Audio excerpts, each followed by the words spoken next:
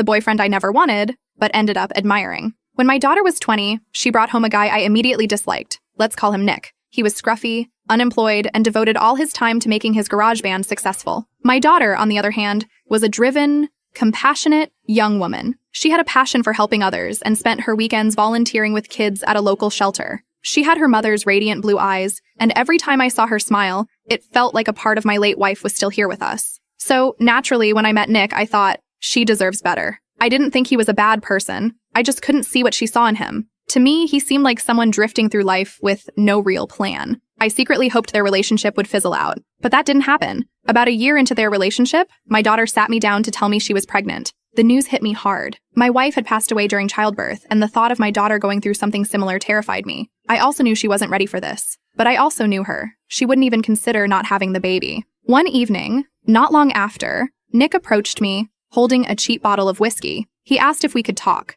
I wasn't thrilled, but agreed. We sat at the kitchen table, and for the first time, I really saw him. He looked scared. I'm terrified, he admitted. But I love your daughter, and I'm going to do whatever it takes to support her and this baby. He went on to say he'd started saving money and was looking for work. He even said he was willing to give up his music dreams if that's what it took. I know I'm not good enough for her, he said, eyes downcast, but I promise you, I'll spend the rest of my life trying to be. By the time we'd finished the bottle of whiskey, my opinion of him had shifted. Beneath the scruffy exterior was a man with a kind heart who was willing to put his family above his dreams. I realized I had been wrong to judge him so harshly. I helped Nick get a job as a janitor at the hospital where I work. He moved in with us to save money, and I watched as he transformed. He worked long hours, yet still found time to care for my daughter and prepare for the baby. His devotion was undeniable. Fast forward to today, and I have a beautiful granddaughter. Nick proposed to my daughter last year, and their wedding is just a week away. What Nick doesn't know is that I've been saving up for a surprise. As a wedding gift, I bought him the guitar of his dreams.